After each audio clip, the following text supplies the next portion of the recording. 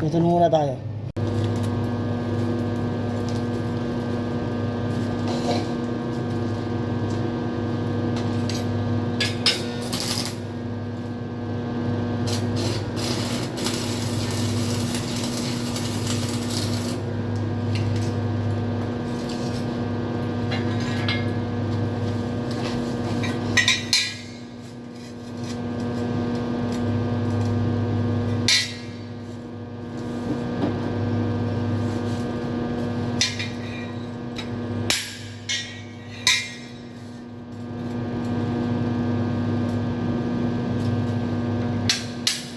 Check the eskwala attack. Check mo yung eskwala. Dapat yung eskwala is 2. Yan, eskwala. Check natin yung eskwala. Dapat yung eskwala sakto sa L. Yung tiles yan, company cut yan. Kaya eskwala yan, eskwala.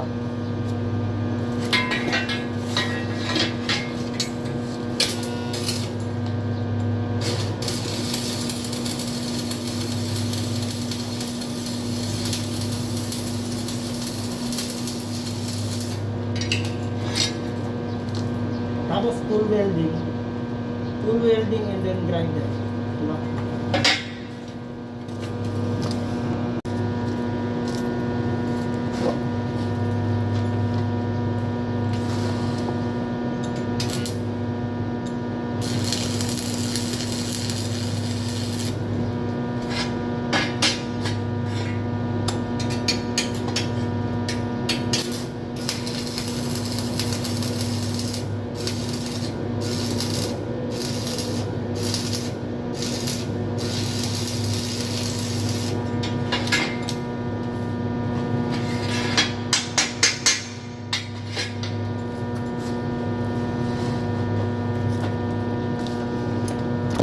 Mga kastrong, pakita ko sa inyo mga kastrong ha.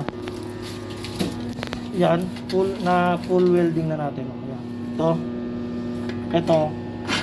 Yan. Pati yung loob. Yan. Tapos gagrinderin natin yan. Talagang pa yan na support pa ganito.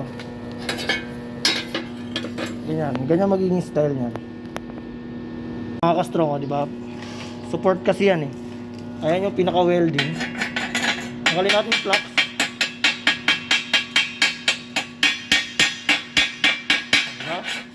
Astro, parang pinahid lang yung welding rod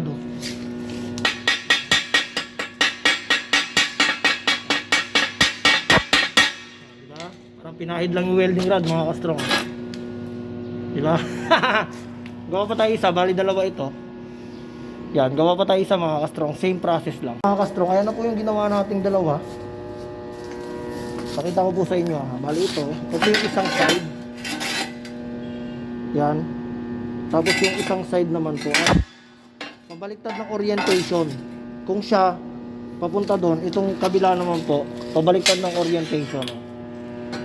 Bakit pa ganyan ang orientation nilang dalawa? Para maganda ang pagkakakabit. Pag tingin mo dito sa gilid, ganyan. Pag tingin mo dito sa gilid, ganyan.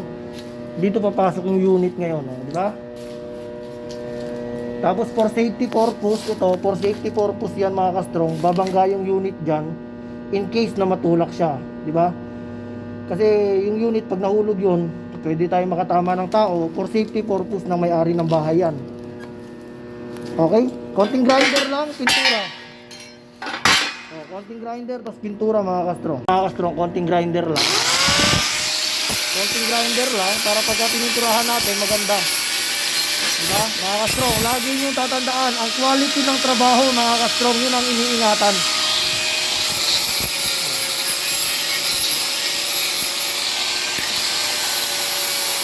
Grinderin ko muna to mga kastrong. Siyempre mga kastrong, part pa rin po ng proseso ay ang pagpipintura. Pipinturahan po natin siya siyempre para tumagal po ang buhay ng bakal. Yan mga kastrong, ito po ay pinturahan natin ng kulay black.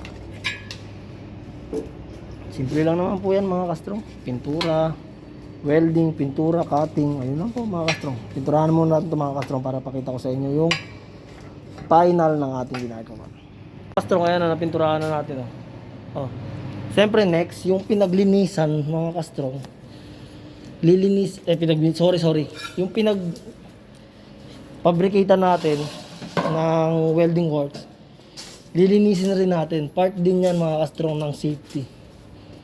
Kasi yung mga alikabok na yan, pwedeng may madulas na tao dyan. Pero pag nilinis mo yan, yung area na ginagawan mo, pag nilinis mo yan, part rin yan ng safety. Okay? Lagi nyo tatandaan sa trabaho, dapat laging safety first. Huwag nyo kalimutan i-follow Mark Anthony po. Maraming salamat sa inyong lahat. Bye bye.